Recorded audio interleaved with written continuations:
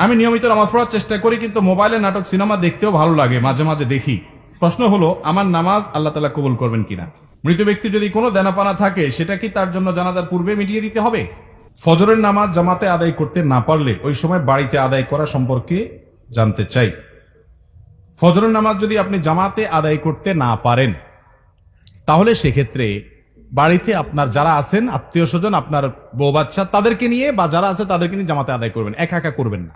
আর এটা মাঝে মধ্যে হতে পারে, নিয়মিত যদি এটা হয় তাহলে আপনি ভালো মুসলমান হতে পারলেন না। ফজরের নামাজ জামাতের সাথে যারা হাজির হয়, এরা হলো ওই এলাকার ওই মহল্লার ক্রিম মুসল্লি। ক্রিম মুসল্লি বুঝছেন?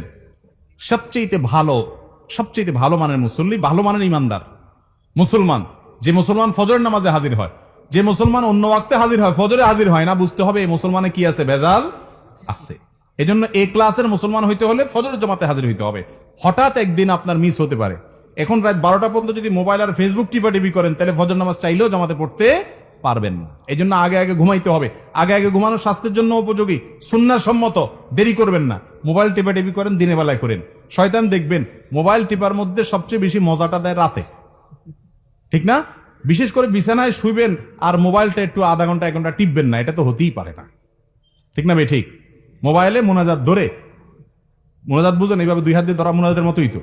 এরপরে টিপতে স্ক্রল করতেছেন, কোথায় যাচ্ছেন, কি খুঁজতেছেন নিজেও জানেন না, আঙ্গুল খাওয়ার অবস্থা ঘষতে, ঠিক না?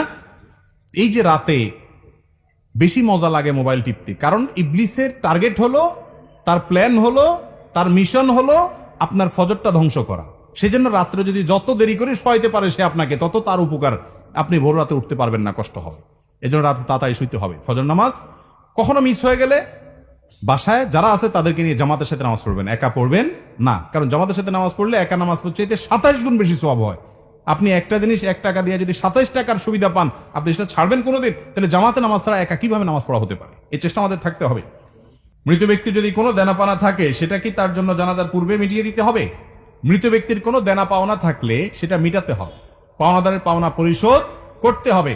জানাজার আগেই করতে হবে এমন বাধ্যবাধকতা নাই। অনেক সময় দেখা যায় পাওনাদার দূরে আছে বা এই মুহূর্তে মিটমাট করা সম্ভব নয়, তাহলে আপনি লাশ দাফন করার পরে করলেন হবে, কিন্তু আপনি যদি আগে করতে পারেন, সেই সুযোগ থাকে, অবশ্যই আগে করবেন। আর পরে করলেও আদায় হবে, কিন্তু এটা করতে হবে। অনেক সময় দেখা যায় একটা মানুষ মারা গেছেন, তার দেনা আছে, দোকানে বাকি আছে, এগুলো দেওয়ার খবর নাই, 40 খাওয়া নিয়ে টানাটানি, ঠিক না ভাই? ঠিক। যেটা ফরজ সেটার খবর নেই, যেটা শরীয়ত করতে বলেছে সেটা করে না, যেটা করতে বলে নাই সেটা নিয়ে টানাটানি।